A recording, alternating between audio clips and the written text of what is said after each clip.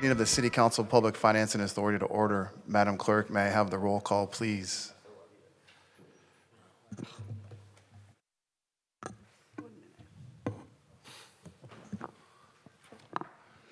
Councilman Gruhl, Here. Councilman Kennedy, Here.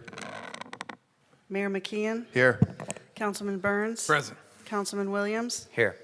Pursuant to Resolution Number 2001-54, Councilwoman Vandermark and Mayor Pro Tem Twining have requested permission to be absent from this meeting.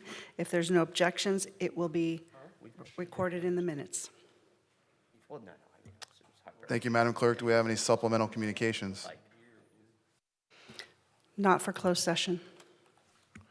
Madam Clerk, do we have any sign up to speak on closed session items? No speakers signed up. All right. We're going to recess to closed session. Included in closed session is conference with real property negotiators, Government Code Section 54958.8, Property 21091 Pacific Coast Highway, Huntington Beach, California, 92648, APN 024-281-16. Agency negotiators, Travis Hopkins, City Manager, Marissa Sir, Assistant City Manager, Ashley Wysocki, Director of Community and Library Services, Chris Cole, Community and Library Services Manager, William Krill, Real Estate Project Manager. Negotiating parties, Foya Hanari, Pacific City Hotel, LLC, doing business as the Paseo Hotel and Spa, not present. Under negotiations is price and terms of payment. Conference with labor negotiators, Government Code Section 54957.6. Agency designated representatives, Travis Hopkins. City Manager, also in attendance, Marissa Sir. Assistant City Manager, Mike Vigliotta. Paul D'Alessandro, City Attorney, and Zach Z, Acting Chief Financial Officer. Employee organizations, the Police Management Association and the Huntington Beach Police Officers Association, the Police Management Association, and the Huntington Beach Firefighters Association, HBFA, Fire Management Association. Council, do I have a motion and a second to recess to closed session? Motion. Second. All right, recess to closed session.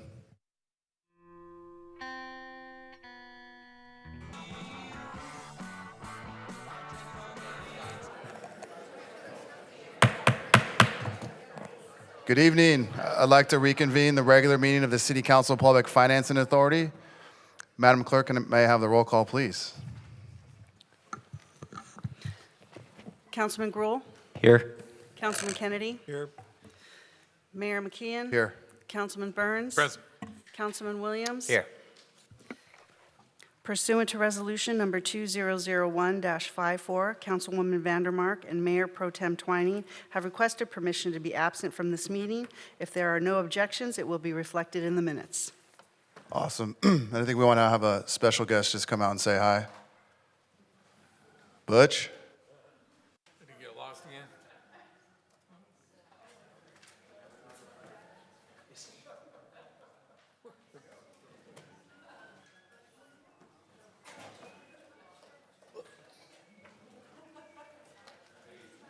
Flair for the dramatic.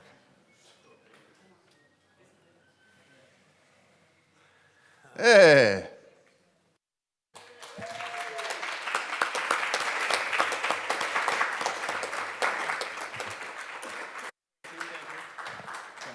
Yeah, say something, Butch.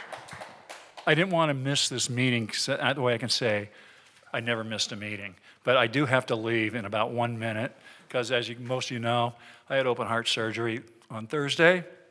Quadruple. Yeah, a quadruple bypass. So just last Thursday. So I really wanted to come and just say thank you to everybody. The outpouring of care and friendship and love. And I probably got somewhere between 700 and 800 emails and texts. And I just felt like, and I'm telling you, from both sides of the room. And I appreciate it. Love you guys. See you on the 21st. All right, Butch, love you, man. Lisa, here.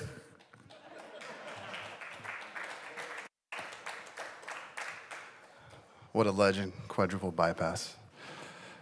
On a Thursday, quadruple bypass, he's here on Tuesday. Amen. So with that, let's give the invocation.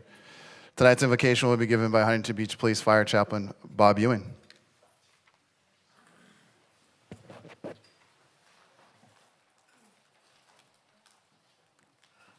Gracious God, we pause at the start of this meeting to give thanks. We are grateful for each member of this council, for their time, service, and willingness to carry the responsibility of leadership on behalf of this community. I especially am thankful that Councilman Twining is here briefly. I pray that you would continue to watch over him and bring healing to his body. We also give thanks for the many residents and community members present, those who are engaged, attentive, and invested in the well-being and future of Huntington Beach.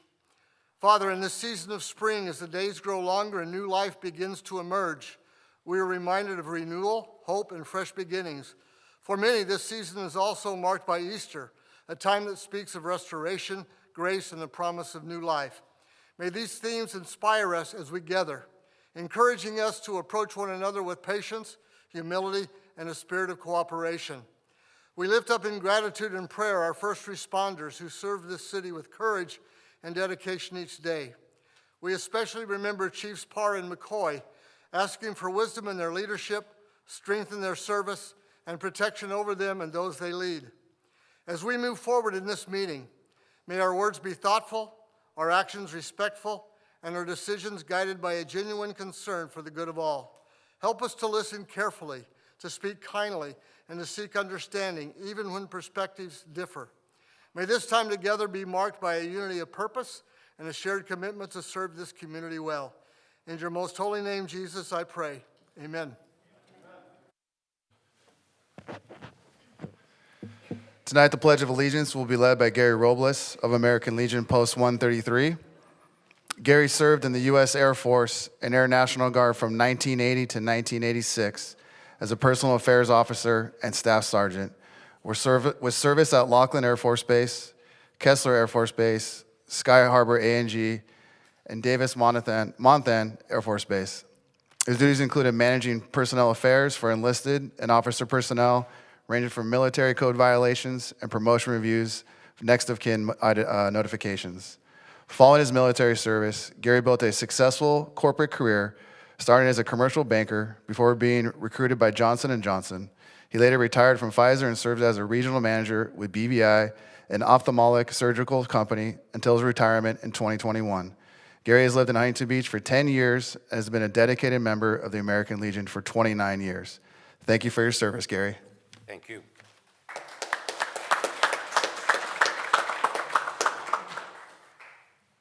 I pledge allegiance to the flag of the United States of America and to the republic for which it stands, one nation, under God, indivisible, with liberty and justice for all. Thank you.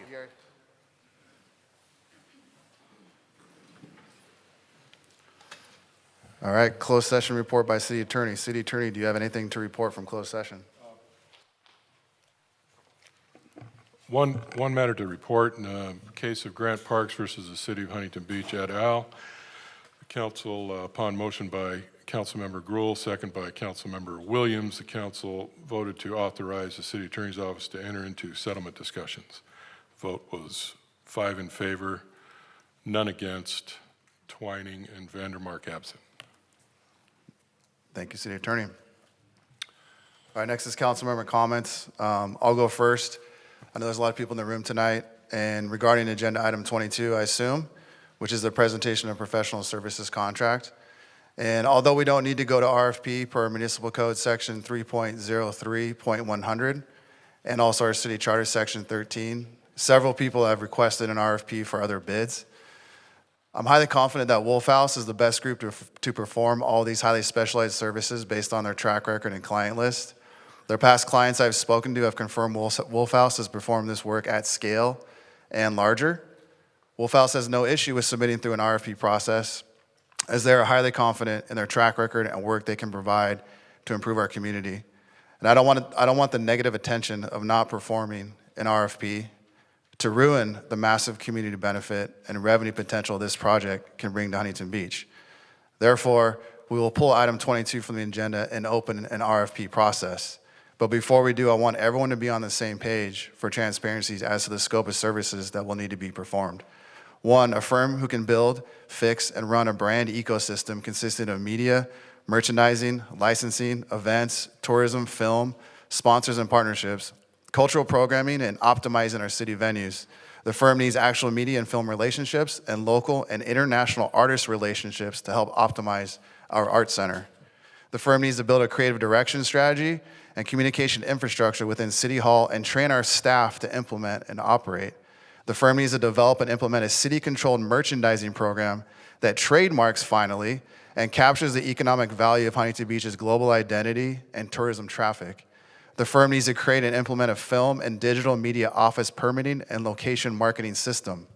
The firm needs to create a pathways project, most importantly, that works with Golden West College and our high schools to implement internships within this new ecosystem to provide our youth with school credits and job training so that they can find a future and career in Huntington Beach. And their proposal needs to have milestone deliverables that have to be verified so that the contract moves forward. If there are so many firms that can perform and deliver all these requirements as people have claimed to me on email, there should not be an issue receiving bids very quickly. I also hope the bids are from local firms.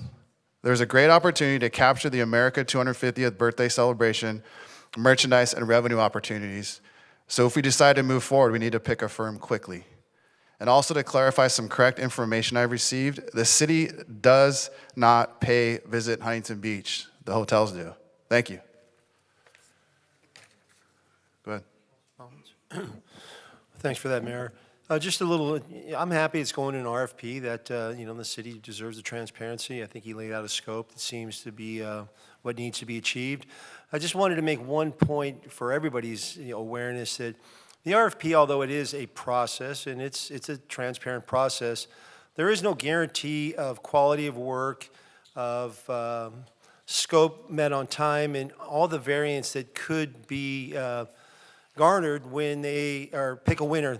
With that said, we've secured contractors through RFPs and in turn have to terminate those relationships, although they came through an RFP. So the RFP is not the golden arch that guarantees results, scope, and all these different things. So I am very happy that we're going to go through the RFP process and we will see where it lies. I just wanted to remind everybody that an RFP does not guarantee unequivocal success. Thank you. Anybody else, Andrew? I just wanted to make note because I gotten a lot of emails, so I figured this would be a great forum to mention it. This was in specific relation to the HB landscaping concerns, so those emails were really about the median and some other parts in regards to the streets and even some unpaved areas. So, in speaking with Public Works, I know there was delays in regards to finalizing a new landscape maintenance contract, and that was a result of the gap in service and the contractor's mobilization. So there was, once again, that temporary lapse in service, but I just should mention that crews are now in the field. Public Works expects all median and parkway maintenance to be fully caught up within the next 4 weeks. Obviously, everybody, including and more specifically Public Works, appreciates your patience, and we're continuing to monitor that situation closely. So any other questions, feel free to email. Any other comments? Yeah, if I could, just coming off of the heels of Easter, and I realize that not everyone might share the same views, but humor me because it is council comment right now. I just want to remind everyone that it's a very holy day for many of us. Jesus is the reason for the season, and I would like to encourage some of you maybe just to do a little bit of historical research, and maybe I could share something with you. This is kind of off the cuff in terms of something you didn't know before. If you look at the historical documents that talk about the historical figure Jesus of Nazareth, and you don't just look at the Bible, but you treat these as separate historical documents, you have not only Christian history, but you do have Jewish history like Flavius Josephus, you have Roman history like Tacitus or Marbar Serapion that talk about this historical figure. And there are certain historical facts that actually come to the surface about this person, Jesus, and when I say it's a historical fact, I mean that the majority of historical New Testament scholarship agrees these are facts, even you could say hostile towards the New Testament or critical. The facts I'd like to kind of lay out for you guys, just with the couple minutes that I have here, would be that it is a historical fact that Jesus was crucified. It's a historical fact that he was buried in a tomb. You know the location. It was Joseph of Arimathea. It's also a historical fact that the tomb was discovered empty, and it's a historical fact that his disciples went around saying that they saw post-mortem appearances of Jesus. A couple other interesting facts that come to the surface would be James, which was a half-brother of Jesus. After the resurrection, he went around saying that, he basically was a leader of the church. And you got to ask yourself, what changes a person like that? Well, it was recorded in 1 Corinthians 15 that he appeared to James's half-brother. And I think one of the biggest ones to consider would be this member that was known as Saul of Tarsus, who was hostile towards Christians. He was actually going around and killing them, and he himself he went from being a foe to a friend of the church. And you have to just ask yourself why. And when you take into consideration those facts, you could draw your own conclusion in terms of a hypothesis. That he was crucified, that he was buried, that the tomb was discovered empty, that his disciples said that they saw him, that Paul went from being a foe to a friend, and you have James, the half-brother that was an unbeliever, to becoming a believer. What's the best explanation of that? And Jesus said that here's the big authenticator, here's how you'll know that what he says is the truth, that if you destroy this body in 3 days, I'll raise it up. The best explanation I would suggest to you all is that God raised Jesus from the grave. You are free to draw your own conclusions, and all I want to encourage you with, this final remark, is that if you lack any peace in your life, I suggest you just look to the Prince of Peace and cast all your cares upon him. So thank you for humoring me and just allowing me to share my personal views during that council comment.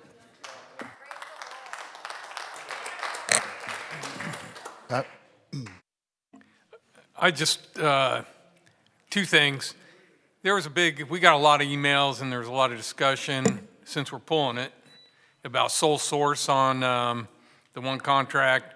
It's very typical we do sole source, and I know I've been on the vector control, Orange County Sand District, and a lot of different other agencies that I've been on the boards.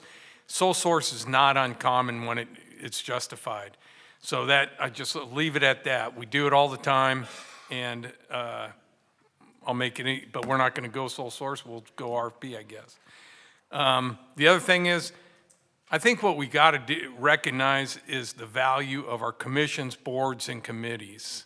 I'll tell you, it would be almost impossible to do this job without the benefits of having them on basically call to do that advisory work for us. They make some big decisions, they pass it on. It's basically a big shortcut often for us in making decisions up here.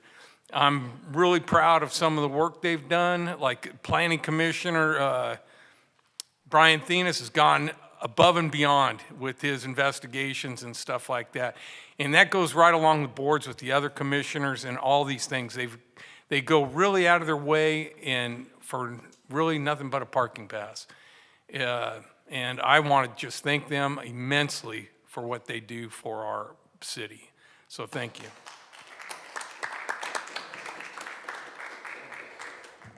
All right. Moving on to the Mayor Spotlight section of the meeting. At the March Mayor Spotlight Awards, we recognize over 100 people. I think that's an all-time record. We first started with the HB Mayor's Excellence Award that went to Public Affairs Officer Jessica Cuccia in the City Manager's office. Jessica's impact on our community goes far beyond managing the city's social media presence. Day in and day out, she tells the story of our city, keeping residents informed, connected, and engaged with transparency, creativity, and care. And what makes this recognition even more meaningful is the strength and compassion she has shown behind the scenes. While continuing to serve our community at the highest level, Jessica faced the heartbreaking loss of a close family friend, and she turned that personal tragedy into helping lead and support a kidney donation effort for Sean Cortez, who's a good friend of mine I grew up with playing ice hockey. And she gave Sean a second chance in life, and Jessica should be really commended for it. It's hard not to get emotional about it, but she's selfless, and she deserves everything, and I wish she was here. We will bring her back, and I talked to Sean recently, and he's still not able to come to big public gatherings, but when he is and he's on the mend, we're going to have a big celebration for him, and we just want to honor Jessica for that, so thank you, Jessica.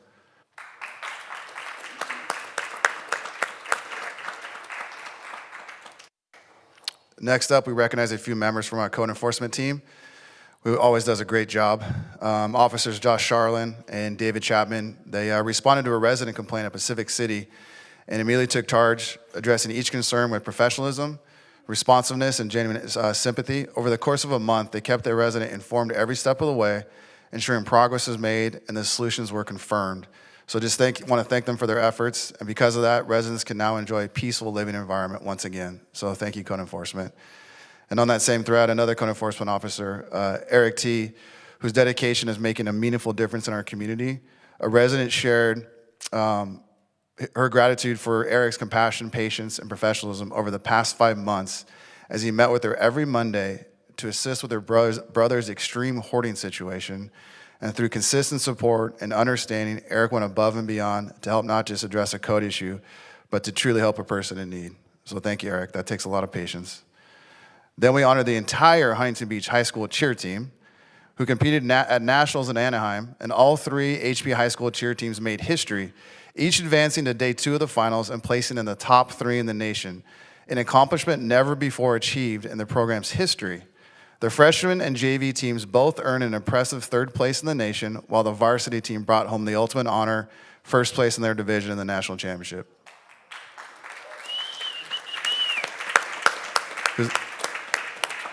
Who's that guy on the right over there? Up next was Marina High School's own Aubrey Storm Gutierrez.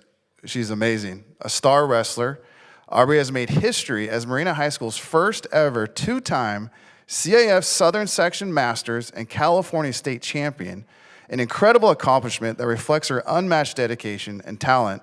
And as a sophomore, she completed a flawless 47-0 undefeated season in the 2025-2026 wrestling campaign, dominating the competition at every level.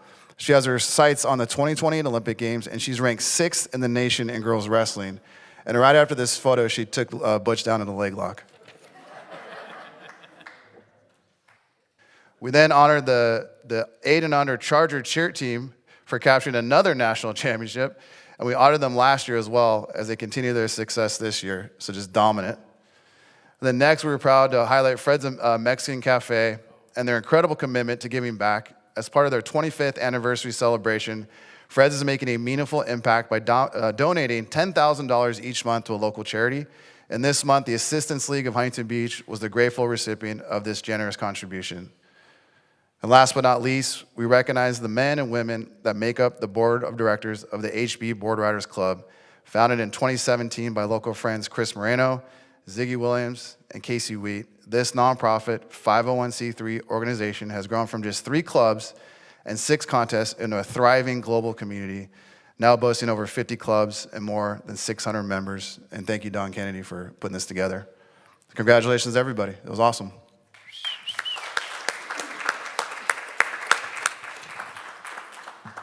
All right, moving to our business highlight section.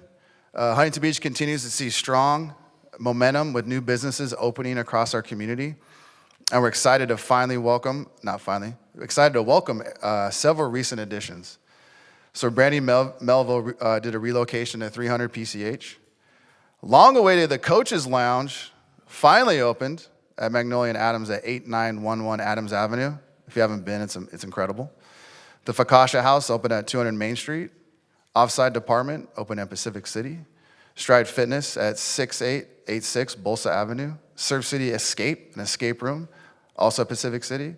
The Fur Seasons, great name, at 16901 Beach Boulevard. Wingstop, 6918 Warner, and Wolf Gang, also a great name, at 19051 Golden West Street. So thank you for investing in our community. And then we're also proud to continue to spotlight the people and businesses that keep our community vibrant throughout our Minute with the Mayor series. And tonight, because of the extra long break, we have 3 videos we want to show for our local standout businesses. The first one is Crave Personal Training with Taryn.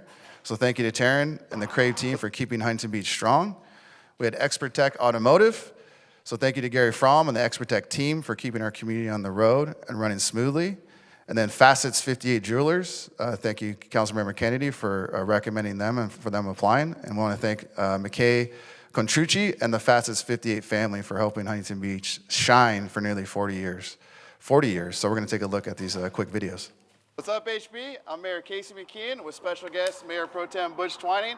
And today's episode of Minute with the Mayor takes us to Adams in Alabama to Crave Fitness. Let's go meet the owner, Taryn. Come on, Casey. Let's go do some personal training. Let's do it. Let's go.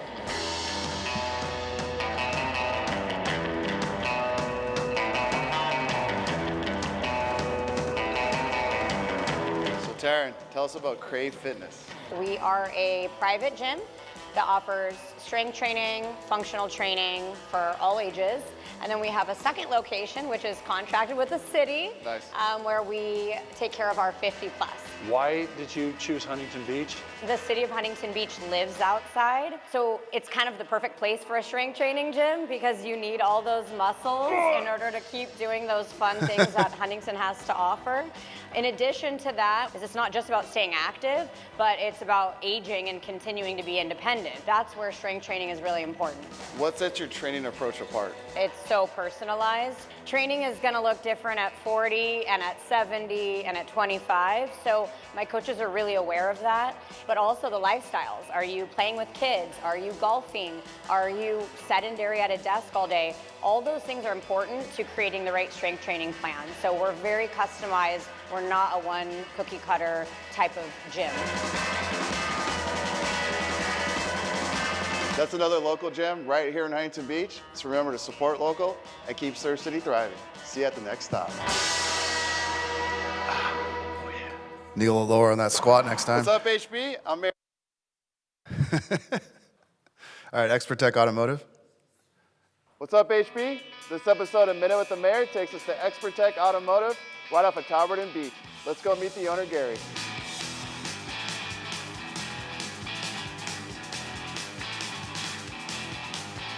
So Gary, tell us a little bit about Expert Tech Automotive. Expert Tech Automotive's been here 33 years. We are open 6 days a week, Monday through Saturday. We work on all makes, all models, do every bit of work except for body shop work. And then why did you guys choose Huntington Beach to open up your business? Well, I'm a 4th generation Huntington Beach resident, and there's no other city I'd rather be at. And what would you guys say keeps customers coming back to Expert Tech? We treat our customers with respect and dignity, and we always want to treat them the way we would want to be treated if we were on that side of the counter. And if someone comes in for the first time, what's usually like the #1 service they get? Either an oil change or a smog inspection. Okay. And we do a safety inspection with every vehicle that comes in and let them know an update on their car. Thank you so much. Thank you. That's another local gym right here in Huntington Beach. So remember to support local and keep Surf City thriving. See you at the next stop. All right, fastest 58. What's up, HB? I'm Mayor Casey McKeon with special guest Councilman Don Kennedy. And today's episode of Minute with the Mayor takes us to Fastest 58 Jewelers at the corner of Main and Yorktown. Let's go meet the team.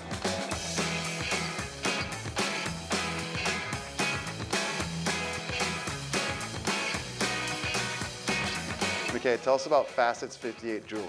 So we're a local jewelry store. My dad started the company back in 1987 over in Bellaterra back when it was the Huntington Beach Mall. I kind of chose Huntington Beach because of the family-friendly environment, and he just wanted to start a family here. What's the forte here at Fastest 58? We specialize a lot in custom fashion jewelry, custom bridal, engagement rings, basically anything you guys can think of. We try to specialize in that. You could also sell your gold here as well, right? Yes, we buy and sell gold, all old antique jewelry, stuff that was passed down from family members. If you don't want it, we will buy it. The local vibe you give, I know because it's close to home. You do watch repair, batteries, come on in, free cleaning, you do all that kind of stuff, right? Yep, yeah, we try to offer services that you don't always have to pay for. So we do offer free cleanings, non-verbal appraisals. We try to specialize in everything. Every little thing, we're a one-stop shop. And what does the 58 of Fastest 58 mean? There's 58 facets on a perfect round diamond. Why did you guys choose Huntington Beach to open your business? My dad really liked the community here. He met his wife here. My mom is born and raised here in Huntington, and I think they just wanted to settle down here. That's another local gem right here in Huntington Beach. So remember to support local and keep Surf City thriving. See you at the next stop. Don't try to leave it that watch. All right. And for our local business community, we mentioned this last time, applications for our Surf City Small Business Digital Grant Program open April 13th and close April 28th. So please get involved in that. The 3-week program will help brick and mortar businesses strengthen their online presence with expert advising, hands-on digital marketing training, and a $1,000 ad grant. So space is limited. So please learn more at hbbiz.com. Lastly, we're excited about an upcoming opportunity to connect and learn. The Huntington Beach Chamber of Commerce's AM Connect on April 9th will include a listening session on the city's zoning administrator and conditional use permit process, providing an opportunity to hear directly from our business community about what's working and where improvements can be may be needed. So registration is available on the Chamber's website. Up next is our community events announcement portion, a 2-minute time limit. So Madam Clerk, do we have anyone signed up for the community events announcements? We do. The City Council will now receive public comments for community events announcements only. Each organization is allotted 2 minutes for its announcement. When your name is called, please approach, use both podiums, state your name and organization for the record. Marissa Beck from HBU HSD VAPA, Hadley Ruiz from the same organization, and Pat Goodman regarding Community Service Day.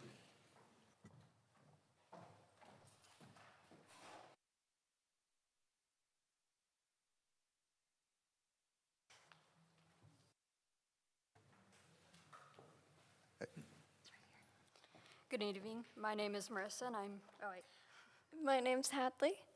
We're here representing the Marina High School Art Department to announce the Huntington Beach Art Center's school district-wide art show, Creative Visions. You guys can pull that. Yeah, pull that mic down. Oh, There you go. thank you. All semester, students from each high school in the Huntington Beach School District have been developing our own exhibition, from concept to artwork selection to exhibition layout. Every creative choice is made by the students in this program. Join us for the opening reception Friday, April 17th, 5:30 to 9 p.m. at the Huntington Beach Art Center.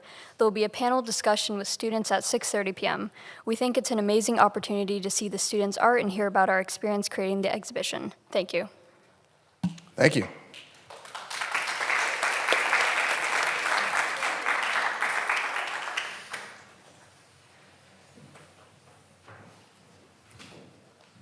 Good evening, Mayor McKeon and Council. Pat Goodman, and I'm here to speak about the Community Service Day, the annual Community Service Day on Saturday, April 25th, and it's sponsored by the Greater Huntington Beach Interfaith Council. And service projects will take place from 9 a.m. to noon, and you have to register online. You can either go through the ghbic.org website or communityserviceday.org. And then following that is a community picnic. There's entertainment and local arts groups and service nonprofits that have booths along the way, and games and prizes and all kinds of good things. Kiwanis will be barbecuing, and it's a fun day. Hopefully it won't rain like it did last year, but we soldier on even if it's raining. So there's over 40 projects, and everyone's invited. There's all kinds of levels of activity, so age is not an issue. Thank you. Thank you. Good evening, City Council, Mayor, and guests. My name is Donna Brandt, and I am the president and one of the instructors at the Therapeutic Writing Center of Huntington Beach. Our mission is to empower people with physical and developmental challenges to discover their greatest strengths and gain a sense of self-confidence and self-reliance through the special relationship with a horse. I'm very excited to announce that we have a second location. We are actually have been in Huntington Beach since 1990. Our program has grown crazy big. So we have acquired another location in Long Beach. We are at a formerly, the program was called Dreamcatcher. We opened in January. It's been a year of back and forth trying to get the license through the Edison Company, and we're successful and we're open. So we wanted to invite everyone here to an open house that we have in Long Beach. It's going to be April 19th, 1 to 4 p.m. We've done a lot of work to make the program over there open and running. We have 6 horses. We have 40 students right now, just opening slowly. We're going to have face painting, pony rides, horseshoe decorating, bounce house, taco truck, ices, and the Kona Ice, whatever they're called, I can't remember. But anyway, we'd love it if you guys could all attend and support this second location. So thank you. Thank you. And ma'am, the first location is at our equestrian center? Is that a given? Say it again, I'm sorry. The first location is at the equestrian center, right? The first location is at the equestrian center. Okay. Yeah, we have 10 horses there, 150 clients, a mental health program, and we're going to hopefully be growing to the same size over there as well. So come and visit us. It's going to be great. Thank you. Thank you. Announcement of supplemental communications received after agenda distribution. Madam Clerk, do we have any supplemental communications? Yes, for item number 17, a PowerPoint presentation received from Community and Library Services Director Ashley Wysocki regarding the proposed approval of Amendment Number 2 between the State of California, acting through the Department of Parks and Recreation and the City of Huntington Beach for the operating agreement A0-40 for Bolsa Chica State Beach. Item number 16, one email received regarding proposed adoption of resolution number 2026-07 declaring weeds and rubbish a public nuisance and scheduling a public hearing on May 5th, 2026 at 6 p.m. to hear protests and objections to the abatement. On administrative items, item number 22 emails received regarding presentation of professional services contract between the City of Huntington Beach and Wolf House for brand media press and digital ecosystems comprehensive audit, marketing, and assessment services for City Council consideration.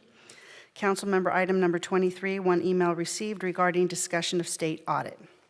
Thank you. Public comments, Madam Clerk. How many speakers do we have? 40. Okay. Please call up the first 10. One moment, please.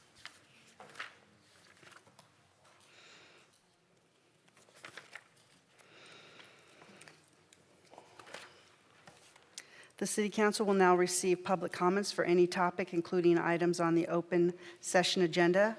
When your name is called, please approach, use both podiums, state your name and organization for the record. Andrew Einhorn, Sally Westcat, Tina Viray, Dom McGee, Brenda Glim, Mr. Amory Hansen, Charlie Jackson, Hannah Bass, Brittany Bass. Just a reminder to the public, agenda item number 22 was pulled from the agenda. Go ahead, sir. Yeah, Don McGee, 25-year resident of Huntington Beach.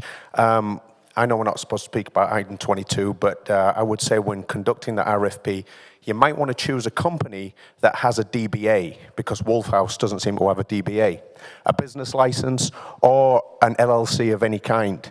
You might also want to choose somebody who doesn't have a sex line on their website as their official telephone number, okay? Because that's what Wolf House has at the moment, along with nothing else on their website. This is a little disturbing to me. I've supported most of the people on this city council for a long time, but it seems that certain people are ruling by fiat. So I would take all those things into consideration before you give away contracts to people for cronyism. The last thing I want to talk about is the somewhat secret meeting that happened a few weeks ago between Mayor McKeon and California Attorney General Rob Bonta, while the Police Officers Association representative Pete Mitchell was also present. I'd like the City Council and anyone else who was in that particular meeting to provide the minutes so that we, the people, the great unwashed, can determine if the city or indeed some of the people present in that meeting were the beneficiaries.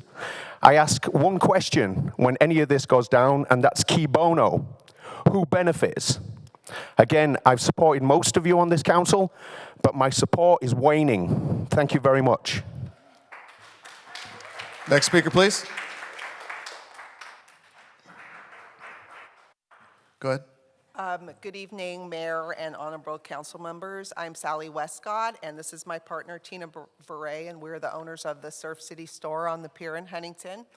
And we realize that item 22 has been pulled, but we did want to clarify some misconceptions and downright inaccuracies that were pertaining to our business on the pier, and we were very disturbed to hear our business misrepresented by Mr. Wolf. He conducted an audit but did not speak with us or consult with anybody associated with our store. We're not aware that he ever came into the store, and we had participated about a year or so ago in another audit done through the city to talk about some changes that needed to be made with our building and some suggestions. So we knew nothing about this audit, and it was brought to our attention at 7 a.m. on Easter morning. We have partnered with the city for over 30 years, and it has been our great privilege and joy to be on the pier, to serve the people of Huntington Beach, and also as ambassadors to the city, support local schools, charities, and organizations such as our sister city. Some references were made with regard to the trademark that the city did let lapse, and however, we do protect the Surf City Huntington Beach trademark. We do notify the city when we see infringement of the trademark, and so this was misrepresented as well. And also some misrepresentation was done with regard to the amount of money that is gross, and Tina, you might want to address that. Yes, just briefly. We were expecting that there would be a presentation by this organization tonight, and one of their PowerPoint slides indicated sales for 2 years of 1.5 million, and the item below that was the city fee that was paid for roughly $75,000 at a 5% lease rate. What Mr. Wolf did not take into account, because that assumes, and he stated further in that document, insinuating that, ooh, we pocketed, roughly $1 million. The fact is, from that 1.5 million, we had 1.143 in expenses, payroll, products, fees, all the expenses it takes to run a business. And our net profit for the 2 years was roughly $371,000. So it made us appear to be a greedy bunch of people that were taking money that belonged to the citizens, and that is simply not the fact. Thank you. Oh, Sally, if you wouldn't mind filling out a blue card. So sorry, that's a way to get a hold of us, and we're really sorry if that apparent misrepresentation happened to you guys. And it's been our pleasure to work with the city, and we look forward to Thank doing you. so for a long time. Next speaker, please. Good evening. I'm Brenda Glemm, and I'm here tonight as a city council candidate. As a certified project management professional, when I reviewed the contract, I know what to look for. I examined the Wolf House contract that was online with some scrutiny, the same I would have used in my professional work. And let me tell you clearly, I would not have approved it. This contract is vague, filled with buzzwords that mean nothing measurable. Phrases like strategic frameworks and institutional knowledge sound impressive, but there are no deliverables attached, none. There were no clear work program, no project schedule, and no definition of city's responsibilities. And in the world of project management, that's unacceptable. Since February, there's been no operational website and zero transparency. We don't even know who their other clients are. Has anyone from the city verified their experience or checked a single reference? If this were a private sector deal, it would never make it past the first review. But here's the most troubling part. Why now? Why is this being pushed through at this moment? To the public, it looks like a political campaign funded with taxpayer dollars, 720,000 taxpayer dollars. This council has had 4 years to show integrity and leadership, yet again and again it has failed to represent the majority of our citizens. It has spent these years promoting a Christian nationalist agenda, sidelining our LGBTQ, Black, and brown neighbors, and silencing anyone who dared to disagree. Meanwhile, lawsuits keep piling up, draining millions from our city budget, money that should have gone to our parks, our schools, our safety. And let's not forget the image this council has cultivated, proudly placing a bust of the current president in chambers while claiming to be nonpartisan, keeping banned books hidden on the 4th floor of the library even after the appeal was denied, standing shoulder to shoulder with extremists at rallies instead of condemning hate. It's behavior that has earned our city an ugly reputation, the city of losers. And now they want to funnel nearly $750,000 into what looks like a re-election slush fund disguised as consulting. Enough is enough. This isn't just mismanagement, it's a boondoggle of the worst kind. Our residents deserve transparency, accountability, and ethics from those who govern, not political theater paid for by the people. As your future council member, I will demand real oversight, measurable results, and respect for every citizen, because this city belongs to all of us, not a chosen few.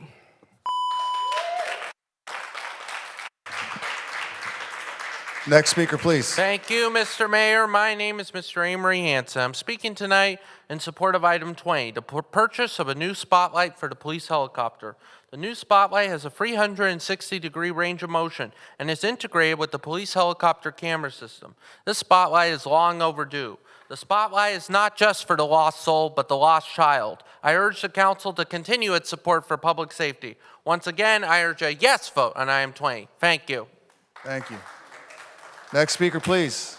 Andy Einhorn, Huntington Beach. This council spent your money on voter ID legislation and never thought about the qualifying ID standards or the conflict of state laws. Now they're spending more money defending it in court. Just blind loyalty to Trump's debunked fraud myths. When Trump wins, it's the will of the people. When he loses, the election is rigged. Here are the facts on non-citizen voting. The right-leaning Heritage Foundation's election fraud database found 68 cases of non-citizen voting since the 80s. State prosecution records show non-citizen votes account for approximately 3 in 1 million voters. Non-citizens risk prison and deportation for illegal voting. Experts agree this deterrent works and a systematic fraud is non-existent. This evidence is clear, but not to this council. Non-citizen voting myth is a fraud. This council weaponized a trumped-up lie into voter suppression and billed the Huntington Beach taxpayers before it. Before your next bright idea becomes policy, have your outstanding staff review and run it through a SWOT analysis. It might limit the lawsuits, the failures, and the costs dumped on the taxpayers. I realize tonight you're not discussing the branding deal. However, I did notice in their proposal, they pointed out that your political diatribe is harming our city with controversy. So stop governing for Trump and start governing for Huntington Beach. Next speaker, please. Hi, I'm Charlie Jackson. I'm glad that Butch is doing well, but it reminds me that we need to update the city charter to fill vacancies. Basically, the HBC would appoint a temporary replacement, then at the next election, people would run to finish the term. If a ballot initiatives are put on a future election ballot, please add a city charter change to update the vacancy policy. Thank you. Next speaker, please. Hi, my name is Ellen Riley. I've lived here a long time, and I want to make a recommendation. I am hoping you're not preparing to open up any oil pipeline, which has been recommended by the president. That oil pipelines up and down the coast should be reopened. And I hope you don't do that because there was a spill, an oil spill, as many of you know, like 5 years ago, and 13 square miles were affected. The air show was canceled at that time, and 24,500 gallons of oil spilled on our beach and killed 116 dead birds. So I hope you will not think about opening up any of our oil pipelines at this time at all. Otherwise, I have talked about the housing element, and I'm hoping that we fulfill some part of the housing element, if not all. We've lost every lawsuit that we have brought against the state, every one costing us up to $4 million to fight the housing element. That's our money, money that all of us paid for our taxes.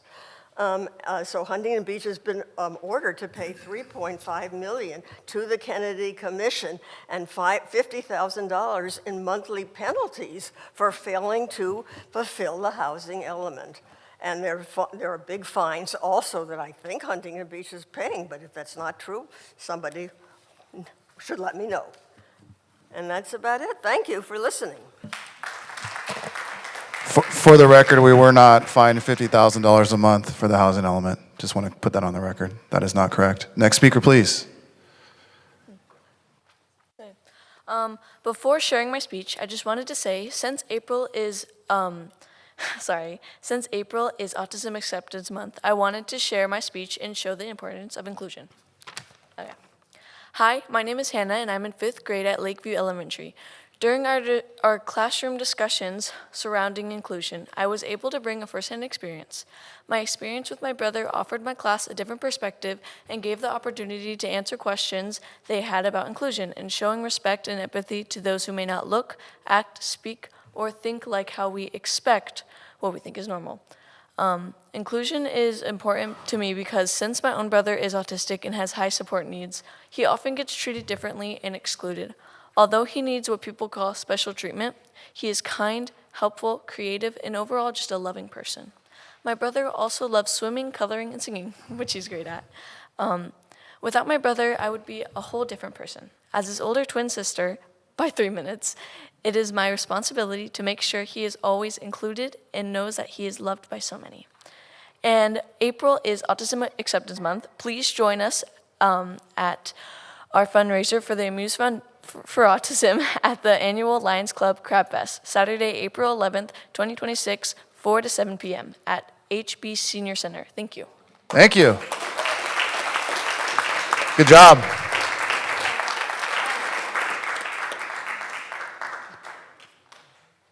Thank you. I can teach your people skills. Are we ready? Yeah, go for it. Thank you so much. Hi, everyone. My name is Brittany Boss, and I'm the founder and president of the Amuse Foundation, also known as Amuse for Autism. We advocate, educate, connect, and provide. Children with disabilities often spend hours being taught how to interact with others. Why don't we spend a little time teaching those without disabilities how to interact with them? Our organization advocates for autism acceptance and inclusion through action. We provide accommodated community events, educational seminars, scholarship programs at Golden West College, IEP assistance. We advocate for the special education department and their needs, and we offer peer-to-peer support. Not all special needs are visible, but art, music, and kindness are universal languages. We are proud to offer community service hours to students while educating our youth about invisible disabilities. We initiate and participate in ongoing dialogue with our community about possible behaviors one might encounter with an autistic individual and how to de-escalate and be of safe service. Recognizing Autism Acceptance Month at this meeting is our friendly reminder to be kind. Everyone has a story. Everyone should feel included, represented, and dignified. Our neurodivergent families often feel isolated, misunderstood, and face everyday struggle that most do not see. Amuse offers a safe space and are a voice for those families. We see you, we are you. Autism Acceptance Month means so much to so many. It is our time to show gratitude to those who have changed our lives, whether it be a child, a family member, a friend, or a neighbor. Most families worry about raising their children until they are 18. Neurodivergent families have to worry about support and care for their adult child with disabilities beyond their years of existence. This is draining and exhausting to think about. Typical children have 28 classmates, 1 teacher, 1 principal. Neurodivergent children have a special ed teacher, para-educator, multiple aides on rotation, speech therapist, occupational therapist, psychologist, psychiatrist, some I'm sure I missed. Most of these educators and classified employees become our child's only form of friendship. This month, we thank you and we highlight you. Your willingness to serve our delegate demographic means more to us families than you'll ever know. Thank you to the friends who stick around, grandparents, and our support systems. We as parent caregivers carry the weight of the fact that we know what you may incur from a day-to-day. Thank you is not enough. Huntington Beach has been a pillar of support with every department we've come in contact with, shared our ideas with, collaborated with, and our seminar initiatives, as well as donating their time, effort, and willingness to learn. Special shout out to Huntington Beach Fire Department for participating in our training video that we use to educate other first responders, and to our police department who show their support every April with their Autism Patch program. We thank you for your support. April 11th is our annual fundraiser this year with the Lions Club, the Crab Fest. If you'd like to learn more, please visit our website, amusefoundation.org. You've got a friend in us. Thank you. Excuse me, ma'am. Ma'am? Excuse me. Ma'am? Miss? Ma'am? I believe we met when I was on the CPAB a couple years back. Yes, most So that was definitely. very impressive with your daughter there. Why don't you fill one of those blue cards out, and let's get together and check in, see if there's anything else we can do for you. You've always had that passion and energy you've been following through on, and I really appreciate that. What a fine young lady you've raised. Thank you so and I'm much. sure her twin, I had Yes. boy-girl twins as well. Thank you, you know it. Good job. Nice I appreciate speech. you. Thank you so much. I'll do that. Fill out one of those cards, thanks. Thank you. Madam Clerk, call the next 10, please. Andrew Hard, Grant Walker, Deborah, Ben Davis, Stephanie Dufour, Luann Shoup, Ann Palmer, Russ Neal, Kathy Carrick, John Erdy.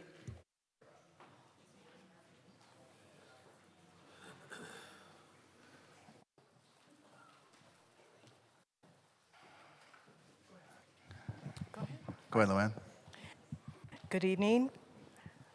Well, since we pulled item 22, I have something else to talk about. But first, I do want to comment on competitive bidding. I worked on the Space Shuttle program for 10 years, and I worked in the purchase labor department. And we used to have a saying, you get what you pay for. And just because someone comes in with a lower bid doesn't mean you're going to get a better quality project. And I will leave it at that. I want to thank Casey McKeon for taking such an interest in improving our downtown. I love the 1 minute with the mayor, going around to the different businesses. I'm finding about all kinds of businesses I didn't know about. I'm going to check out that jewelry store. Whoa. Well, you know, a girl can never have too much jewelry. But it's been a long journey. I have been working with Casey for over 2 years on cleaning up downtown. And I know he cares a lot about our city. And bringing in Tyler, I think he has a lot of good ideas. And, you know, you can't always stick with the same thing all the time. People don't like changes. People don't like spending money. But the thing is, I think you need to look at the revenue that he has looked at in helping us bringing in also. This isn't just spending $750,000. This is also about making money for the city. And I think people need to take that into consideration. So that's all I have to say. And once again, thank you, Casey, for cleaning up our downtown. I appreciate it. Thanks, Lynn. Next speaker, please. Good evening. My name is Deborah, and I'm a 39-year resident of Huntington Beach.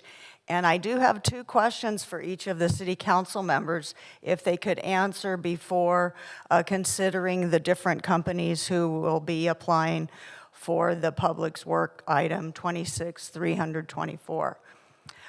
A wise person is credited with saying, insanity is doing the same thing over and over again and expecting different results. So keeping this statement in mind, as you answer the following two questions I have for you. First, how are each of you going to change your behavior and decision-making actions to improve the city's reputation? And then secondly, what are you cutting from the budget to cover the new $720,000 expenditure? I personally believe changes in your focus and actions to meet the needs of all the residents of Huntington Beach can help improve the city's reputation without spending almost $750,000. So I look forward to hearing your answers, and remember, actions speak louder than words. Thank you for your time. Thank you. Next speaker, please.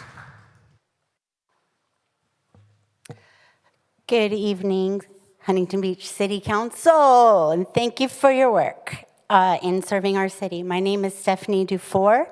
I'm a 47-year resident of Huntington Beach, homeowner, and I own an insurance agency. I specialize in nonprofits and special events. I've worked with a lot of cities, counties. I've reviewed a lot of RFPs, contracts, and conflict of interest policies.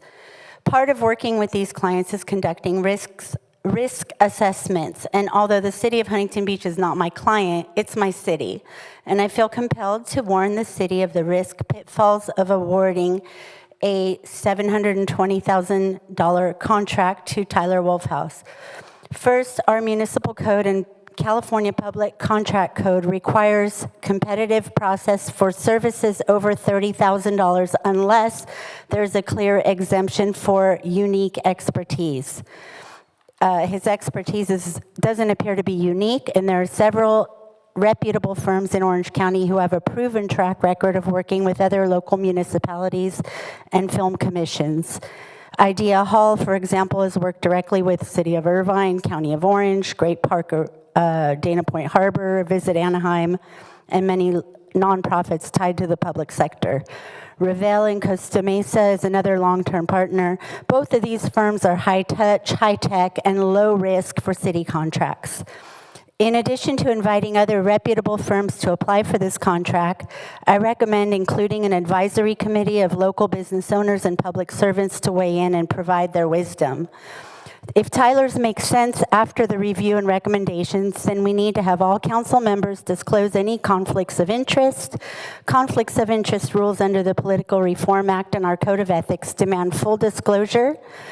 Friendships or small political interests aren't automatic disqualifiers, but they trigger scrutiny, complaints, fines, or even worse, expensive lawsuits. Third, Wolfhouse doesn't appear to have any proven municipality experience. I didn't find any city audits, public contracts on record, clear business license, which I think is required for consultants even. The incorporation details of his business are unclear, and there's no public financial records. That doesn't mean he's terrible, but this is a big contract to assign to someone without deep, relevant experience. I read the 38-page report Tyler put together, and I agree with some of his findings, but I question some of the assumptions and the ability to deliver.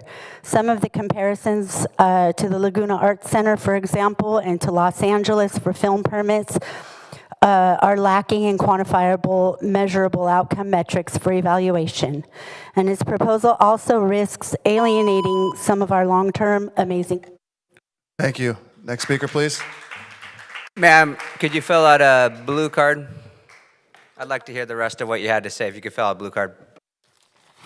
My name is Janet Ewell. I'm a 50-plus year resident of Huntington Beach.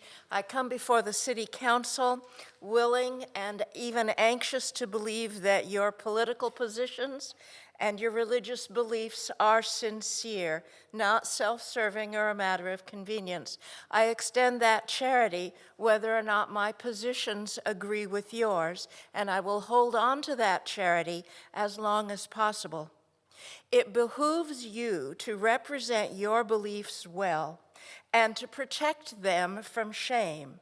That would include adhering meticulously to the law, including the Brown Act and the Constitution and the First and the Bill of Rights, the First Amendment in particular, providing maximum transparency in all your civic doings, following procedures designed to protect public funds, and providing accountability, and remembering that the servant is not greater than the master.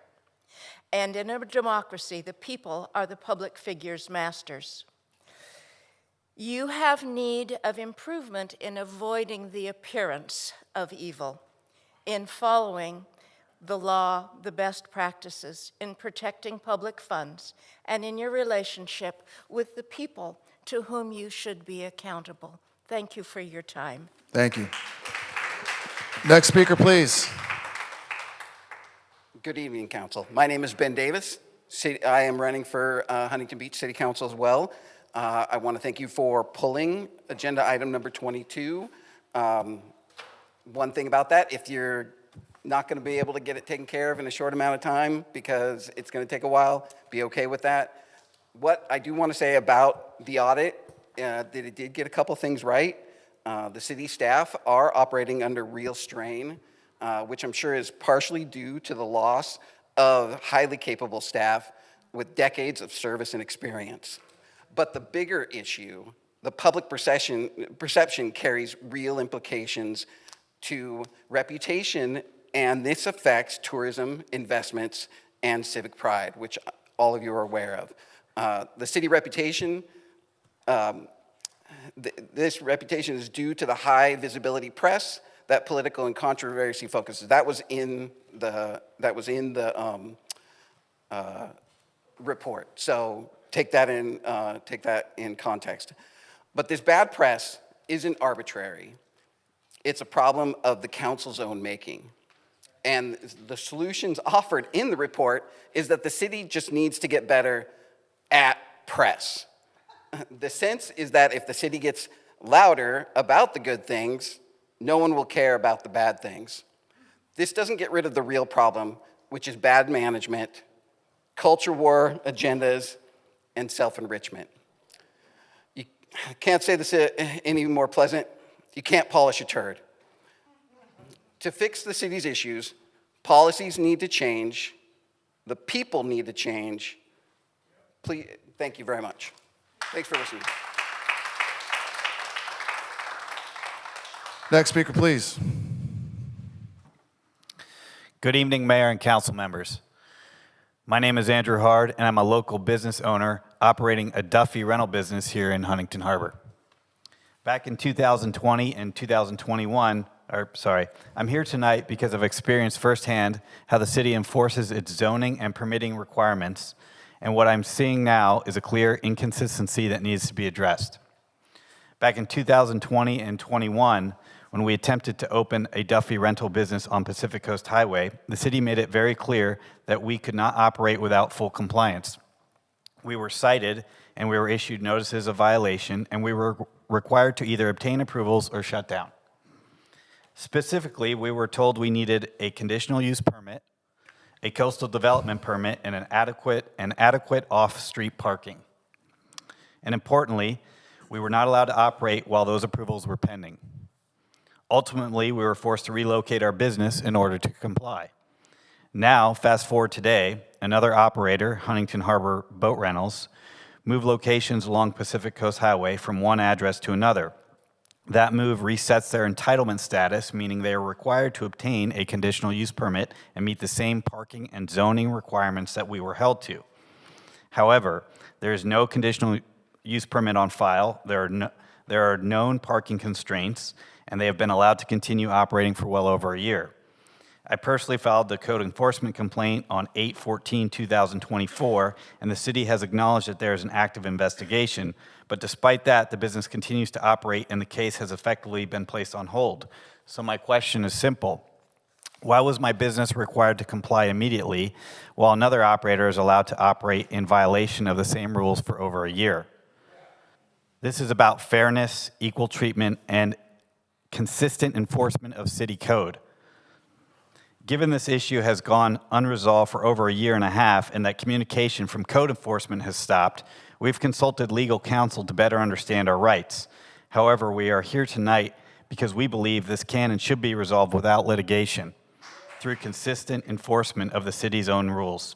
We're simply asking that the same rules that were applied to us are applied consistently to everyone. At this point, we respectfully request a clear explanation of how this business is currently allowed to operate without a conditional use permit, whether they have been instructed to cease operations, and a defined timeline for enforcement. This has been going on for far too long, and active investigation is no longer a sufficient answer. Thank you for your time. Andrew, let's fill out a blue card. We'll look into it. What's that? Fill out a blue card and let's look into it. Okay. Thank you, gentlemen. Yep. Appreciate it. Next speaker, please. Hi, my name's Grant Walker. I'm actually Andrew Hart's business partner.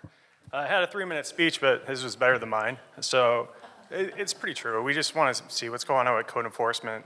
Why is it taking a year and a half to get something settled when it was taken upon us and we shut down, I think, within 3 months? Okay. So that's it. We just want a resolution. We'll look into it for sure. Thank you. Go ahead, John. Good afternoon, Mr. Mayor, council members. My name is John Erdy. I'm the president and CEO of Visit Huntington Beach. I wanted to come in. I've been on the job now for 3 months, and I figured it time to come in and say hi. I come to you with 30 years of experience and leadership in tourism, hospitality, and sales. My past 15 years, I was the CEO of Visit Mammoth. Back in 2010, I founded the organization. In 2013, we put in a groundbreaking funding source. We expanded our T-bid past just lodging to include restaurant, retail, and our ski area. And we were able to drive the TOT for the city from $10 million average to almost $30 million in that 10-year period. As you mentioned earlier, Mr. Mayor, Visit Huntington Beach is a private not-for-profit 501c6 destination marketing organization, and we are funded solely by the T-bid. For those who are not aware what the T-bid is funding through the hotels. It's an assessment that the hotels can pass along to the guests. That funding is then submitted to the city and then returned to Visit Huntington Beach for our marketing purposes. Visitors also contribute heavily to the city's revenues via sales tax and transient occupancy tax. They're number 2 and number 4 on your revenue list. My team's 2 objectives are crystal clear. If it's not driving overnight visitation or guest experience, we're not doing it. Our job is to fill the hotels and drive your TOT coffers. Visit Huntington Beach's efforts include marketing, so brand and content creation, telling the Huntington Beach story, digital-first marketing, website, email, search engine optimization, generative engine optimization, which is all the AI that you see now, social media, digital and photo libraries, attract and promote events that drive that overnight visitation, awareness of accessibility, and it was great to see Brittany and Hannah up here from Amuse Foundation. We actually have a film crew in here this week working with us from a group called Wheel the World, talking about different abled people and how they can get around Huntington Beach, including surfing. We also have an event coming up, or a partner coming in called Culture City, which goes to the neurodivergent talk that she had mentioned, really training all of our lifeguards, first responders, hotel front desks on how to work with folks of neurodivergence. We have 2 visitor centers, one on the pier and one in our office at 5th Street. We work heavily on public relations, both domestically and internationally, with writers and influencers. And really, we're trying to get that third-party endorsement. That article written about Huntington Beach is way more valuable than anything we could buy for advertising. International sales, we're going after folks from around the world that are going to stay longer and spend more money with us here. And then last but not least, really on the conference and meeting sales, this is a big one. Our VHB sales team drove nearly 90,000 conference room nights last year. What that amounts to with the hotels have their own sales team. Our team did 90,000 room nights, and that's really producing nearly $3.5 million in TOT that comes back to the city. So thank you, I appreciate it. Thank you. Hi, Ann Palmer, 30-plus year resident, and I want to state first that I support every single one of you. I think we have the best 7-person council we've ever had in the history of this city. I appreciate what you've done to clean up the city. We have the safest, cleanest city. We have a path to success for our homeless, and I couldn't be more proud to live here at the time. I'm here to speak on agenda item 22, and I too have a question. How did Branson, Missouri become the live music capital of the universe? Why do 1 million people a year visit Galena, Illinois, population 3,200? And what makes a home within Beverly Hills zip code worth $500,000 more than one across the street in an LA zip code? Well, I can tell you, it may be market driven, it may be a trend, but where it started was with a branding agency. They've developed brands that are desirable, aspirational, and destination driven. They used agencies, experts, consultants, and measurement tools to guide their success. Of course, this item 22 is controversial. That's okay, but I know we want to avoid taxes, and I believe there are 8 cities in our county that have either just instated sales tax or have one on the agenda. So I believe that you may succeed with an RFP process, but I want people to know that a municipal brand is not exactly a hot topic among the top agencies. So you may get a film distribution company, you may get an event company, you may get somebody that knows brand marketing, but I urge you to look at the consultative process of any company that is going to propose a brand marketing platform and program. We need to create a comprehensive RFP and not make it so definitive that you're bidding on things that may not be the best solution. And once the project is underway, you don't need just a solid template with milestones. You need an iterative process that will continue to assess what works, what's not working, and adjust and grow with our brand, because our brand is not what people say on Reddit, and it's not even what people say in these internal forums. Our brand is what people experience when they come here, and I know that people have visited here, I've talked to them, I've spent a lot of time with them, and they love this city. So thank you for what you've done. Thank you. Next speaker, please. All right, Russell Neal, Huntington Beach. Concerning what I call the manufactured issue of the air show settlement. First, in my opinion, the settlement was no great deal for Pacific Air Show, with most of their loss recovery pushed into the future. Second, the settlement by itself tells us nothing about whether it was a good or bad deal. You would have to know everything that led up to the settlement to answer that, and none of that information is in the settlement. Third, for that reason, a state audit of the settlement cannot really be done. The auditor will not have that information either. Fourth, as a result, we can see the proposed state audit is just a political stunt designed to generate political talking points for the fall election. Fifth, most efforts to analyze the cost-benefit of the air show have been wrong-headed. We have a lot of activities that would not show a net financial benefit if analyzed that way, including our parks and beaches and even road repair. Yet all of these things contribute to making people want to live, work, and visit here, improving property and sales tax revenues. This is how we should think about it. Sixth, and finally, the idea of having the California state auditor of all people, who cannot find the billions of dollars of fraud in this state that a kid with a camera can, having him audit our little town is a farce. You guys are fighting the good fight. The people of this city know what is happening, and we are with you. Thank you, and carry on. Thank you. Next speaker, please. Good evening. My name is Kathy Carrick. I'd like to take just a moment to pay tribute to our amazing military who spare no effort to rescue their fellow Americans. Their heroic dedication is an example of the values we hold dear and the very same values that allow each of us to come to this podium to share our thoughts. For that, I am grateful. In that spirit of service to our community, I am here tonight to speak in strong support of item 22. I want to thank the council for your leadership in bringing this forward. It shows a commitment to taking bold, proactive action to secure our city's financial future without simply defaulting to the same old let's raise taxes mentality. We need these types of innovative revenue streams to ensure that Huntington Beach can continue to provide the high-quality services our residents expect and deserve. While there will always be critics, it is refreshing to see this council thinking creatively to keep our city fiscally strong. Thank you for your hard work and for your willingness to explore new solutions. I fully support this item. Thank you. Thank you. Madam Clerk, next 10, please.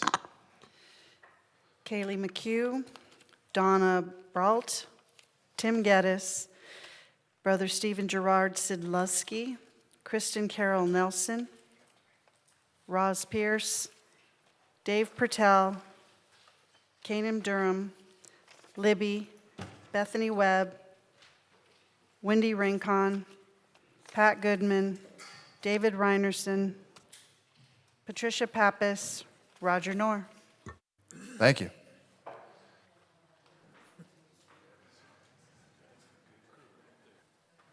Go ahead, Tim. Good evening, Mayor and City Council. Tim Geddes here. I guess we're never going to get a closed session report update from the city attorney on any of the litigation involving the state of California, specifically what Attorney General Rob Bonta has in store for us. Our staff time and legal costs must be a real drain on the budget, and any punishments, restrictions, or other negative impacts that taxpayers may be facing are kept in the dark. The exact opposite of transparency the Surf City citizenry deserves. Why won't the council fess up? The war against Sacramento over housing, voter ID, and other issues is likely to hit us like a ton of bricks, and yet the council continues to pretend that all is well and our residents should just sit down, shut up, and take it. By the way, just what is going to be discussed at the bottom of the agenda regarding the state audit?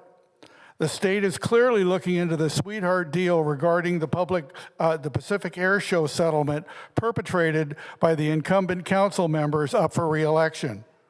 The agenda item is being raised by current council members not elected in 2022.